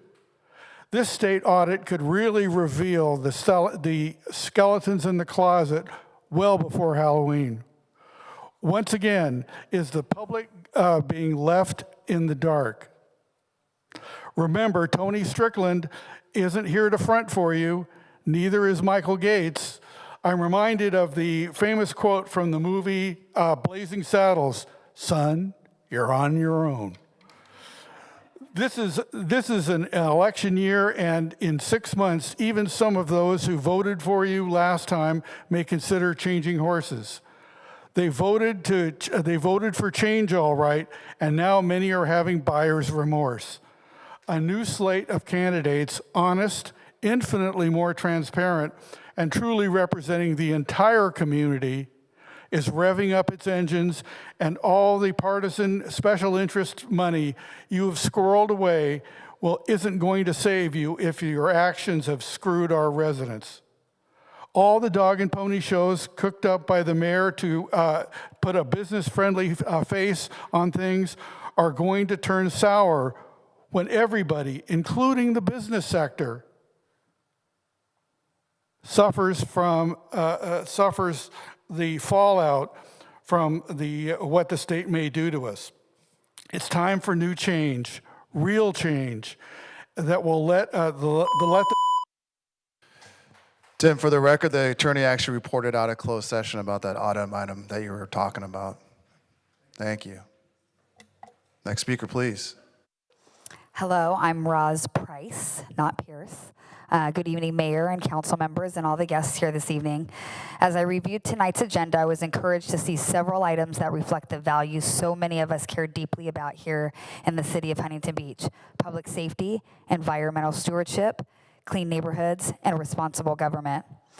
From continued coordination regarding Bolsa Chica State Beach to addressing weeds and rubbish and public nuisances, to strengthening our stormwater permit implementation. These items may seem administrative on the surface level, but they directly impact the quality of life our city is looking to. They affect how safe, clean, beautiful, and well-managed Huntington Beach feels for the residents, families, visitors alike. I also appreciate the city's continued investment in public safety, including our police department's air support unit, keeping our first responders equipped with the tools they need essential to protecting our beautiful community. And when it comes to contracts, audits, branding, and environmental review, I believe residents want the same thing I do: transparency, accountability, and wise stewardship of taxpayer dollars. We want a city government that communicates clearly, plans carefully, and always puts Huntington Beach first. As far as agenda item 22 goes, I'm glad you guys chose to go through the RFP process, making this right. It makes us wonder what was going on in the people's heads who chose to not do that initially. These are not just agenda items, they are reflections on the kind of city we want to be, the city that's safe, strong, clean, and fiscally responsible and proud of its identity. This is exactly why I'm running for City Council in November of 2026. I care deeply about this community. The city, I believe, Huntington Beach deserves leadership that listens, shows up, and follows through. I've been here for almost 50 years. I'm Roz Price, your Huntington Beach City Council candidate for 2026, showing up for public safety, clean neighborhoods, strong families, transparency, common sense, of course, and Huntington Beach we can all be proud of. And I also want to, God bless every single one of you here, and continue prayers for Butch Twining during his time of healing. And I also want to extend my condolences to Love's family, friends, and everybody that supported her. We will miss you so much, Love. Our Surf City Splash organizer, president of the Sand Dollars, which coordinate Miss Huntington Beach and the scholarship, will always remember you and will never forget you. Thank you. Next speaker, please. Hi, my name is Kaylee McHugh. I moved here a decade ago and was enamored with the weather and how welcoming the people of the city can be. However, this city has earned its current negative reputation due to this council's failure to meet the needs of its residents. I and many of my generation are struggling with the rising costs of housing. Your rejection of that truth and costly legal fights are costing me and everyone in this city twice as much. As California citizens, we are paying for both sides of these unnecessary legal fights. For what? You can easily fix this city's reputation by actively addressing the needs and cares of your residents instead of wasting even more of my taxpayer money on a costly and phony social media contract. As Ben said so truthfully earlier, you can't polish a turd. Thank you for your time.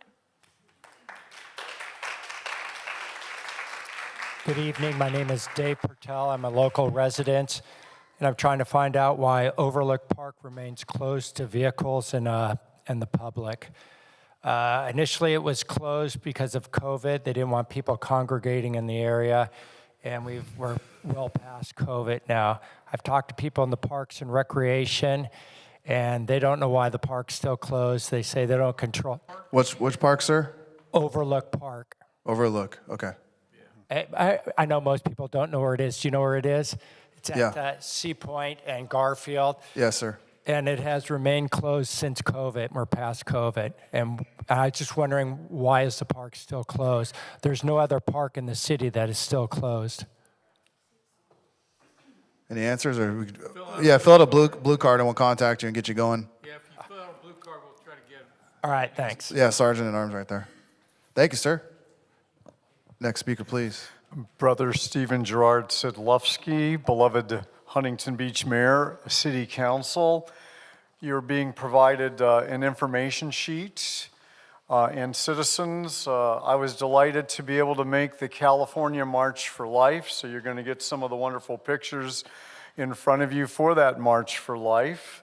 I would say well over 4,000 citizens attended a few Mondays ago at the state capitol. And I continue to amplify in my travels, and now back here in Huntington Beach, the new possibility for USA preborn personhood cities.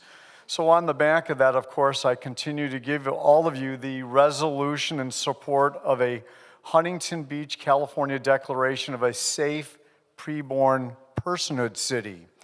I love to hear the term public safety. I've heard it several times. Well, public safety, we have to learn to love God and we have to love our neighbors ourselves. And public safety means that the child peacefully developing in the mother's womb is also our neighbor and should be part of that public safety now.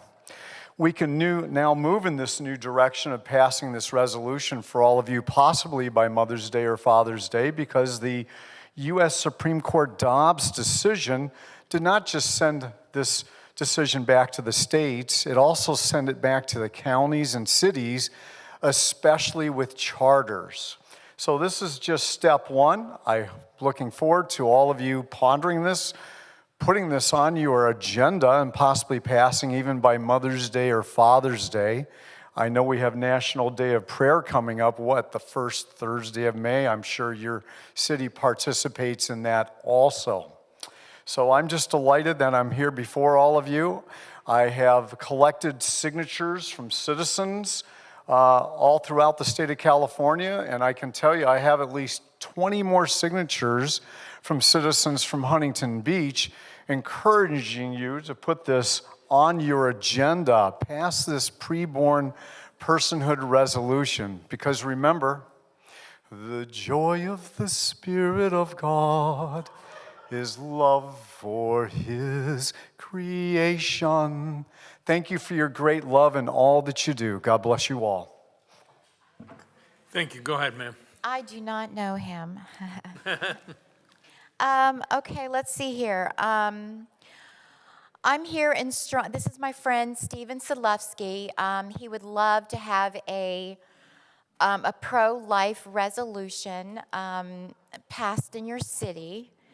I went to the, so I'm in strong support of this. I went to the March for Life in Sacramento this year. The March for Life is fun and everything, but, and to take a stand for the baby peacefully developing in the womb, but it's not going to solve anything. Walking around a city does not solve anything. What we need is we need to show God that we care about what His 10 Commandments say. We care about what His Word says, that we acknowledge Him as Lord of all, that we acknowledge that He is the creator of all things and that He comes first, that there are no other idols or gods before Him. And we need to, absolutely, we need the Word of God, of course. Everybody knows that. The Word of God is Spirit. The Word of God is God. And He created us to know Him. So we should decide to take a stand on His Word and make a righteous decision for a pro-life resolution in the city and to revere the one true God. Amen. So that we continue to, and unless we decide to take a stand on His Word and make a righteous decisions that revere the one true God, we are going to continue to see little value placed on human life. Amen. Thank you. Next speaker, please. Kanan Durham, happy Easter week. I wanted to open up with Casey. I actually think what you're doing with the Minute with the Mayor videos is awesome. I think it's really cool. Aside from that, I am opposing agenda item 22. I'd like to echo the earlier bipartisan concerns about cronyism, lack of experience, and a lack of trustworthy business information. I myself worked as a buyer for a decade and reviewed a lot of vendor contracts, and I would agree with the earlier speaker. that this specific contract that was on the website lacks the concrete information that I would generally expect in a contract of this type, especially when it comes at the cost of nearly $750,000 of taxpayer dollars.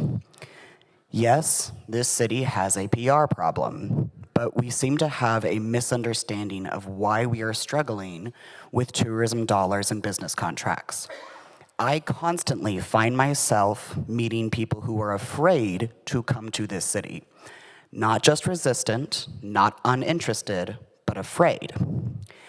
And many of the city council's actions are included in the list of reasons. Rejecting autism inclusion infrastructure efforts, opposing laws that intend to make council meetings more accessible to disabled folks and English as a second language folks, writing marginalized people out of our policy on human dignity, dissolving our Human Relations Commission, regularly targeting the LGBTQ community, aligning with ICE and with the Proud Boys, opposing affordable housing efforts during a cost of living crisis, leaning into racist dog whistles, becoming known as the porn city thanks to Chad Williams while attacking librarians, and repeatedly setting up a physical idol of Donald Trump on the dais, who just yesterday called for the genocide of Iranian people, many of whom have family here in Orange County. Aside from the questionable business decision that it would be to dive into an untested sweetheart contract, I'd argue that this $750,000 will be going down the drain until the actions and words of this council fundamentally change. Thank you. Next speaker, please. Patricia Pappas, happy to speak to you, the honorable group here, the mayor and council members, all of them. Have lived here 46 years and have had the opportunity to see that we just don't have enough money. We, past council members, past councils, have not known how to run business. They haven't known how to bring money into our city, and that's become a problem for you. And so I believe that we have the most hardworking mayor and city council members that I've seen in a long time in my 46 years. When Strickland, Vandermark, Burns, and McKeon joined the dais as our newest council members, they immediately took to reviewing the needs of the city, both budget, infrastructure. I was on the infrastructure committee, and we had to go around and do surveys and find out what the residents needed, what they wanted. We went on tours, we took meetings, we saw the degraded bridges, etc. At that time, about when we've lived here about 42 years, and I have to tell you a little story about my neighborhood. I live up in the north, and the north did not get a lot of attention from the previous council members. And so when I did wait for this new four to come in, I contacted all of the council members and asked for someone to come. I said, I need to my neighborhood. I said, I need a decision maker. And our trees, our streets, the water, it was just really, really bad. And so Councilman McKeon at the time sent some decision makers, sent Chavu out, sent Denny Bacon out, and I have to tell you, 4 years later, and we had hardly any service in the first 42 years, okay? But he sent the Chavu again, and Denny Bacon, and then Frank, and then Greg with trees, and they came out. It's just been, they're in our neighborhood now. They've been in our neighborhood working and cleaning it up, and I just so appreciate you when we could never get any help. So when you're looking at bringing more money into our neighborhoods and into our city, I totally respect that, and thank you for all that you do. Thank you. Next speaker, please. This city council has repeatedly said that they will run the city like a business. It's well past time that you stop simply talking the talk and start walking the walk. One of the first principles of a well-run business is that you don't treat the symptoms, you treat the cause. This is what makes the proposed contract with a PR firm a bad decision. This city's reputation is in tatters precisely because of the endless, ill-advised lawsuits that this city council has brought to bolster their political standing, suits that offer no benefit to the citizens but cost us money and goodwill. It was the repeated losses in these lawsuits that prompted the Orange County Register to rebrand the city, City of Losers. What good is it to hire a PR firm to try to monetize the city's brand when the city's brand is City of Losers? What business in their right mind would want to be associated with a city of losers? No, the correct response, if you're running the city like a well-run business, is to take action to restore the city's reputation. Stop the posturing lawsuits and start running the city for the benefit of all its citizens. Stop doing sweetheart deals behind closed doors and fighting their exposure. Stop governing for the benefit of your supporters and friends, and instead govern for the entire community. When and if you have accomplished that would be the time to consider engaging a PR firm. But having spent 40 years in business, contracting with private firms as well as all levels of government, from local to federal, the way that a PR firm should be selected is another principle of good business. Unless the contract is for something only one firm can offer, such as a proprietary technology, which PR is not, competitive bidding is how the firm should be selected, especially in government when you are spending public money. Typical is an RFP with at least 3 responding bids and a selection of the least cost compliant bid. Failure to receive at least 3 compliant bids means that the RFP must either be rerun or a detailed cost-benefit analysis must be performed to ensure that good value for money is being received. The current proposal complies with none of these requirements, and as such, should be rejected. Next speaker, please. Good evening. I'm glad item 22 has been pulled and you'll be preparing an RFP. But I urge you to take the time to write a thorough RFP that isn't tailored to fit your friend's proposal exactly. Tyler Wolf purports to be a highly qualified brand manager, yet he can't even get his own website up and running to demonstrate his amazing skill. Until this morning, the only thing that worked on the website was the phone number that went to a sex line. Is that the kind of professionalism we can expect? I wonder why he has the symbol of Russian social media on his website along with the Facebook and Twitter symbols. His Instagram is private, which seems odd for someone that wants business. I've taken a look at the PowerPoint, and the only references that are provided are a couple of quotes from well-known entertainers and a bunch of well-known logos. But there's no way to verify that these weren't just grabbed off the internet. And none of these references are municipalities that have actual laws that govern what they can and can't do in contracting. And I wonder who will actually implement all these ideas. But I expect city staff will actually be doing the implementation. But the city's understaffed. At the budget presentation, we learned that the city council is currently saving millions of dollars by not filling open positions. That means staff is already stretched extremely thin and likely can't take on all these brilliant ideas. I'm looking forward to reviewing the comprehensive proposals that you receive. Thank you. Next speaker, please. Good evening, Mayor McKeon and City Council. Thank you for pulling item number 22. And not to beat a dead horse, I would just want to point out some things that struck me as odd or really not getting the best product for the city in such a contract. And in Exhibit A, I felt that it was incomplete. It does not identify city staff responsible for the implementation or contact for the contractor.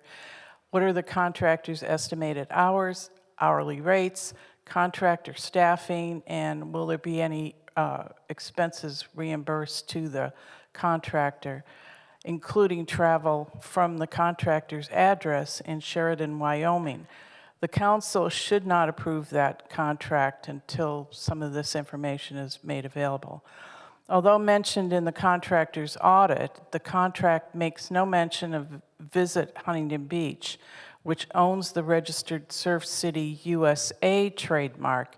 City legal staff should review item 14 to include trademark and intellectual property in order to determine how the city moves forward given VHB's ownership of that mark. While Mayor McKeon and the council have made recent efforts to highlight local heroes, acts of patriotism, businesses, and community events, no marketing contract fixes a governance problem. The consultant's own audit found that 75% to 80% of 100 sampled media stories about Huntington Beach were negative or political. The underlying causes are all well known: costly litigation, library disruptions, exclusion of minority groups, lack of transparency around the air show settlement and Symphony of Flowers, dismantling of boards and commissions, associations of elected officials with extremist groups, and conduct at public meetings. A branding strategy is only as strong as the governance it represents.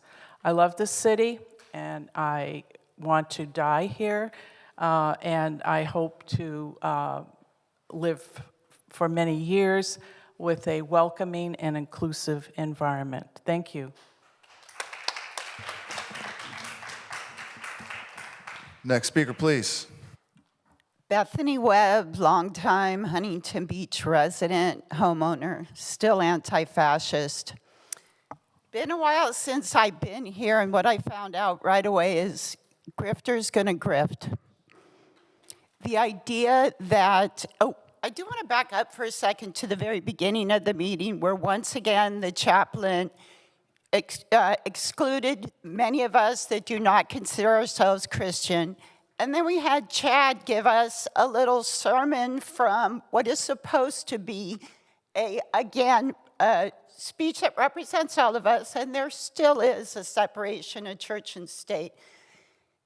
I do have a question kind of aimed at you, Chad, when you bring up Easter, since you're all MAGA, self-identified MAGA.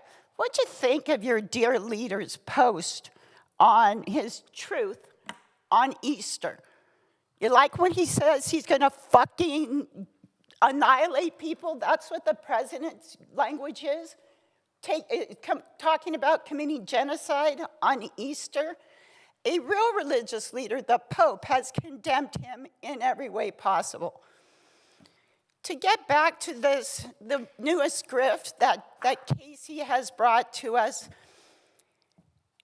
instead of spending $720,000 of our taxpayer money to find out what the problem with our reputation is, go to Lowe's, buy some mirrors, and look into them.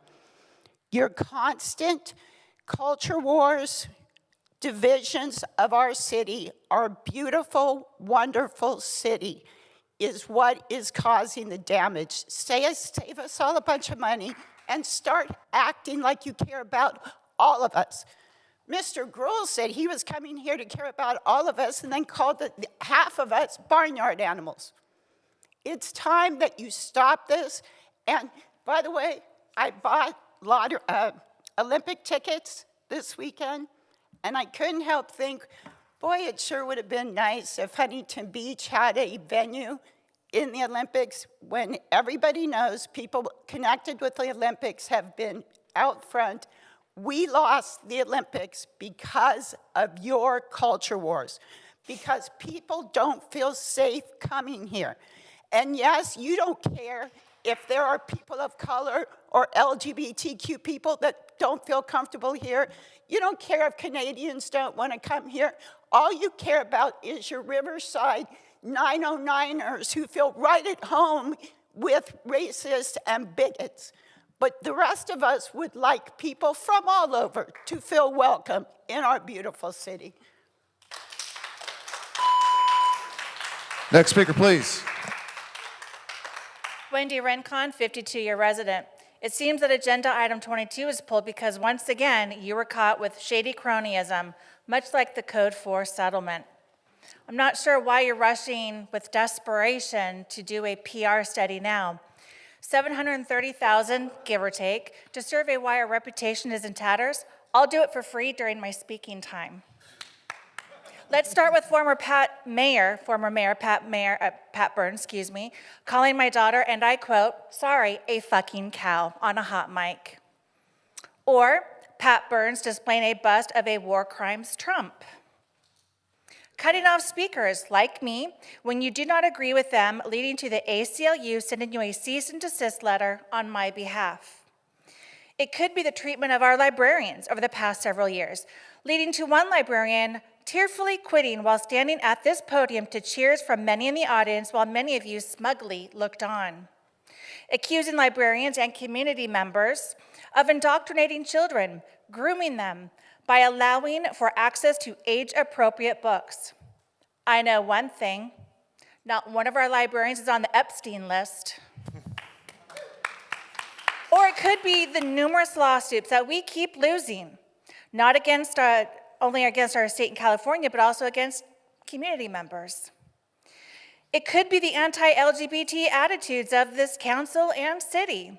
Or it could be Chad Porn Williams proselytizing from his city council seat. Sir, this is a government building and a government meeting. I did not come to your church sermon. If I wanted to do that, I could have gone to your church on Sunday. How dare you force your religious magical thinking on us? I came to a city meeting to talk to the city council members. If I wanted a Christian pastor, I know where to find one, and you wouldn't be it. Here's the real money maker that could really solve our problems. How about we tax the damn churches? Thanks, Chad. Next speaker, please. Good evening, City Council.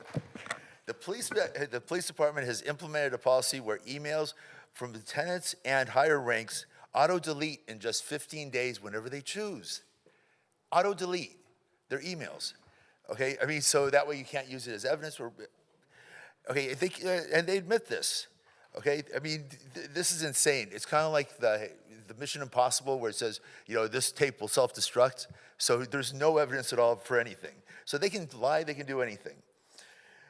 Okay, and they admit this, okay? The perfect environment for making statements to the public or council that can never be verified, a built-in shield that enables lying without any paper trail or accountability. This is not transparent government. When a department controlling nearly 1/4 of our city budget can make its own records disappear so quickly, I mean, okay, residents lose the ability to trust what they're being told about policy, budgets, and public safety. I asked about a body-worn camera, and they said that doesn't apply to the Public Records Act because it's a very narrow thing, but body cams don't. You have to still subpoena those. I mean, things like that, when they can auto-delete anything that they lie about within 15 days. And in fact, even if you take it and then you put it in a file, it explodes, and I mean, it doesn't, and it's gone. I mean, this is insane that we have, I mean, they have that power. And Chief Eric Perry, I want to apologize for the last time that he wasn't here and he had mini-me instead sitting in his position because his mom was, or his mother-in-law was sick. I apologize for that. But the rest of the times that you weren't here, naughty, especially, we must immediately stop this 15-day email deletion policy and enforce proper retention standards under the California Public Records Act. Okay, and remember, Eric Pera, okay, during his time interim city manager, while still serving as police chief, and that goes against his contract as the chief of police. He wasn't allowed to do anything else except that. Okay, he still got paid double. Okay, as the interim city manager and as chief of police. Okay, Eric Perry personally, he was the one who personally placed the library's outsourcing item on the agenda and spearheaded the entire effort of privatizing the libraries, okay, in March of 2024.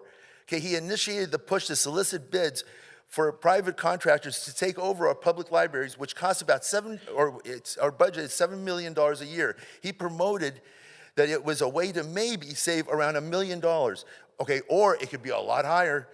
Okay, savings that we were never guaranteed, and it could easily end up costing the city more while disrupting the services and harming all of the librarians' pensions and benefits. Thanks, Roger. All right. Moving on to council committee appointment announcements. Council members, do you have any council committee appointment announcements? None. AB 123 reporting. Does anyone have anything to report?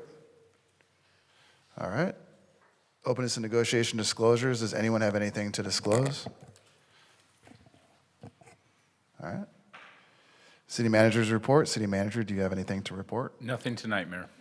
All right. Consent calendars, items 16 through 21. Would anyone like to pull an item? I'm going to pull 19. 19? Anybody else? All right. I'll make a motion to move the balance, except for. Second. All right, motion and a second.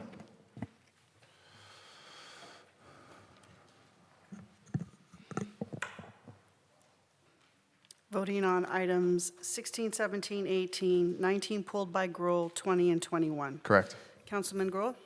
Yes. Councilman Kennedy? Yes. Mayor McKeon? Yes. Councilman Burns? Aye. Councilman Williams? Yes. Items passed 5-0-2. Councilman Gruhl, item 19. Yeah, I pulled item 19 not because I have an issue with it, but I just kind of want to explain it to the public because you see $700,000 and there's kind of a sticker shock there. But this is actually interestingly something that I learned through this process. This is really part of the more grander wholesale streamlining HB approach. So the $700,000 is not an actual allocation of funds. It's the bringing in contractors and experts that are specifically within this field of understanding CEQA and then ultimately any ERIs that are connected to development projects in the city. So when somebody comes and they have a project in the city and ultimately it gets approved, and if there's some sort of an environmental analysis that's required and obviously CEQA work, then they pay for that. However, the city conducts and provides those services, and then we get the money back. So this isn't $700,000 that's allocated and then goes away. The amount of time that it takes in many cases, after speaking with city members and those that work within the city and the team members, is that the amount of time that it takes in many cases in order to bring on some of these companies can be upwards of 3 to 4 months. So by having these on-call contractors ready and in the pipeline, we're actually saving 3 to 4 months. Time is money, as we know, and that's a small piece of streamlining this process and procedure. So I just wanted to kind of call that out. I think that that's a real interesting piece that I learned as a new council member, and I also, for people who are looking at the sticker shock of $700,000, want them to understand that's not money that we're allocating specifically right now for a project. It's just the contract element, and ultimately a lot of that, and correct me if I'm wrong, Jennifer, but that is paid back to the city in many cases through the developer or other projects, right? Yes, anytime we use one of these contractors for a development application, we also do a reimbursement agreement with the developer who deposits money to the city, and we pay the invoices to the consultant using that money. Thank you so much, because the city is required to undergo the EIR or any of the CEQA elements, correct? Yes, any development application or entitlement application that's submitted to the city is subject to CEQA. Thank you.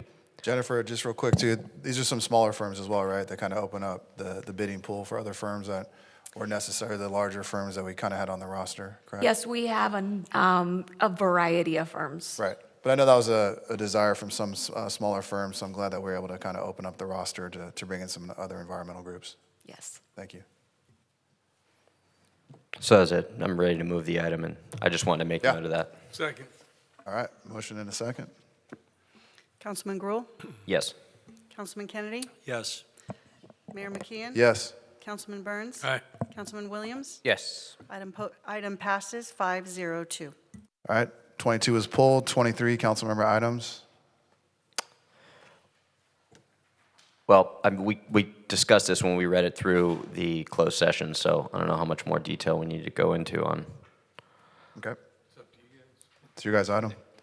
You want to just read out what's on the memo? I could read it. Yeah, go for it. Okay, so on the memo here, it says authorize legal counsel to commence settlement discussions with counsel for the state auditor regarding the Grant Parks case. The goal would be to arrive at a settlement of the lawsuit, thereby ending further legal fees and related matters. Any settlement agreement would be submitted at a future council meeting for review and approval. And so this is just a great opportunity for transparency. and reconciliation. And so I move the item. Second.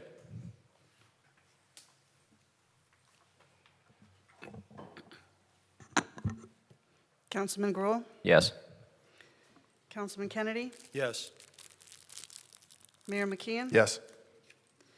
Councilman Burns? Aye. Councilman Williams? Yes. Item passes 502. All right, do I have a motion to adjourn?